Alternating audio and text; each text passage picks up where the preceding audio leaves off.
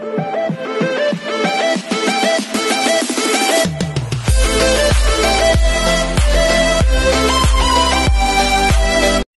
hindi pa tayo matapos-tapos sa mga chismis natin for today's video, hi everyone, this is Kate for Vlog, si Filipino reactor based here in Kingdom of Saudi Arabia, and welcome back to my channel. Just kung hindi talaga ako matapos sa mga chismis ko for today's video, isa pa sa mga na-realize ko for today's video, kung love team lang sila kung love team lang sila, dapat talaga doon sa Siargao na nakitaan ng mga litrato si Ginoo at ginawa ng kwento ang mga litrato doon. Dapat doon nga mas magalit si Barbie. Kasi di ba right after the Siargao, nag-live sila, may live performance sila sa Macdo. Yung kumanta sila na maging sino ka man. Dapat doon makikita talaga natin na galit si Barbie. Kasi di ba kung love team lang sila, David, hindi ka nag-iingat? Bakit gumanon ka sa Siargao? Pero although hindi naman talaga nagkalat si Ginoo doon for today's video, nagbakasyon lang siya. It's just that may mga tao lang talaga na ginawa ng kwento ang litrato doon. Hindi naman akma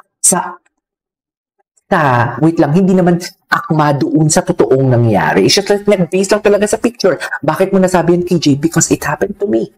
Si Jim Panotra, na dugong aso na walang kilay, ginawa niya yan sa thumbnail ko. Thumbnail lang yung nakita niya, yung 24 oras na bakasyon ng Barda, pero ginawa niya na ng kwento. Hindi niya nakita ang content. Kaya napaghalataan ko na lahat ng litrato na nilalabas nila, ginagawa nila ng kwento kay Ginoo for today's video. Diba? So dapat doon pa lang kung love team lang sila Kasi love team lang sila diba? Pinapangalagaan nila yung love team nila, yung pangalan nila. The brand na Barda itself, inaalagaan nila yon. So basically, dapat mas doon nagalit si Barbie kung love team lang sila kasi, oh my God, David, anong ginawa mo siya, Siargao? Damay ang pangalan ko dito. Because isa lang tayo Barda Diba, isa lang tayo, damay ang bagsak ang career ko dito. Mawawalan tayo ng brands and everything. Diba, something like this, like that. Kung love team lang sila. Pero hindi.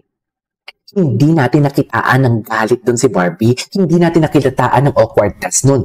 Ang nakita natin doon, si Barbie umaalalay kay David. Kasi si David ang awkward doon Halata doon. Doon sa maging sino ka man na nag-perform sila, halatang halata doon si David na awkward siya doon. Hindi dahil sa totoo ang chismis o may mga lumalabas ng chismis, because David knew from the fact na may mga tao doon sa paligid na kung saan man siya nakatayo na stage na yon. He knew from the fact and nararamdaman niya yon na something like may ibang taong nag-judge, or may ibang tao or may mga tao doon na ginudge siya.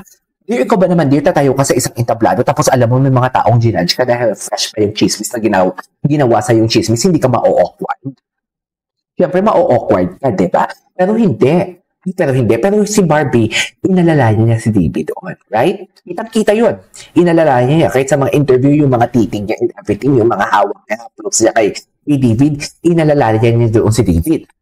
Pero bakit dito, Barbie? Kasi diba, and hindi na galit doon si Barbie, o hindi natin nakitaan ng galit doon si Barbie because we know from the fact that Barbie knows the truth.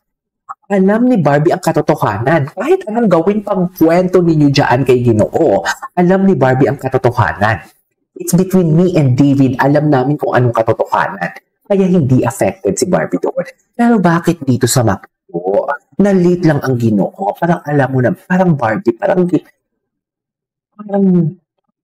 na lang pero parang ang feeling ng kasalanan ni Ginoo. At hindi mo talaga siya kayang matingnan sa mata. Diba?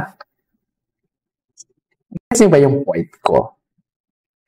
Kasi ganun din naman talaga. Paulit-ulit ko, itaga nyo to sa bato. Paulit-ulit ko, pag espesyal sa iyo isang tao, konting mali niya lang talaga, feeling mo wala na siyang ginawang tama.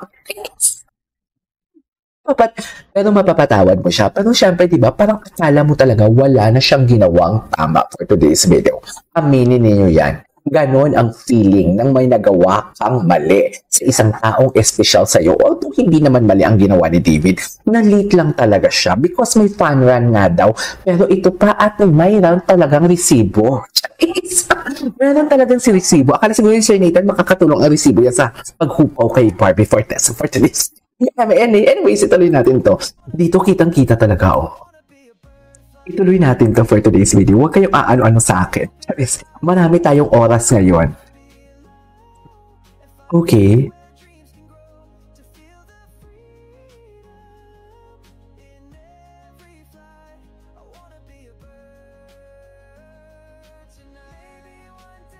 Diba? Halatang iwas ang Barbie niyo talaga.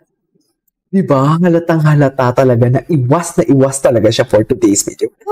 Iwas na iwas. Iwas na iwas for today's video. Kanina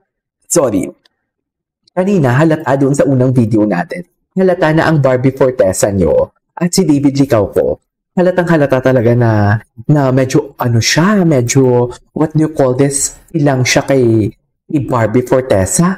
Pero dito naman, ilang na kasi alam niya may mali siya eh. Pero dito naman sa video na to, halatang-halata talaga na umiiwas talaga siya. O diba? What is Maldita? I love Barbie Fortesa here. Pinatunayan lang talaga nila. We cannot deny the fact na there is something. Di ba?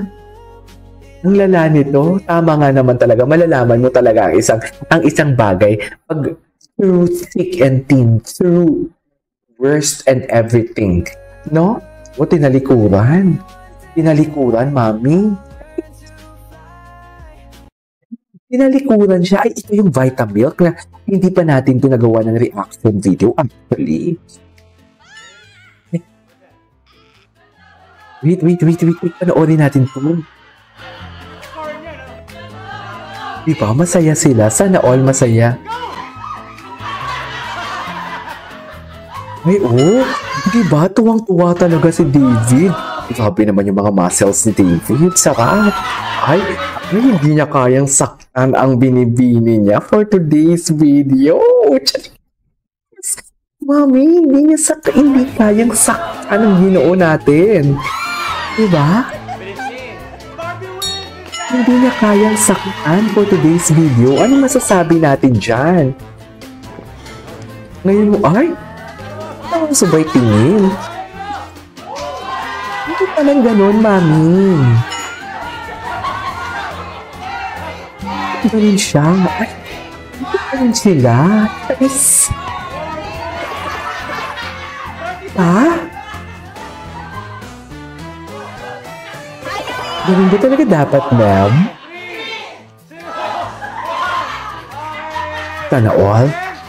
Sana all, di ba? O, loko. Sana all masaya. Ay, tapos na yun? Okay, ang dami pala. Ay, ano to? May atake. Why they just became it?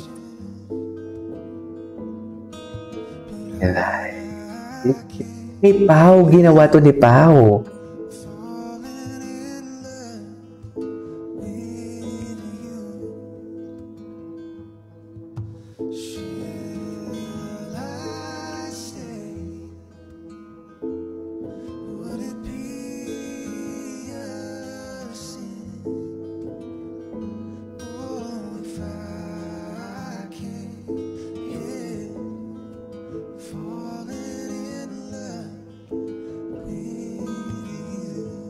Atake, sana all.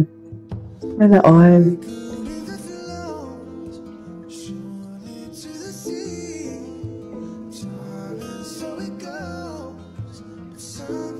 Oh, I love this.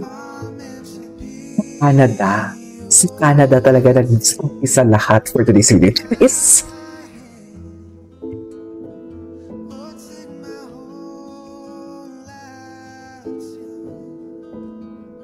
Okay.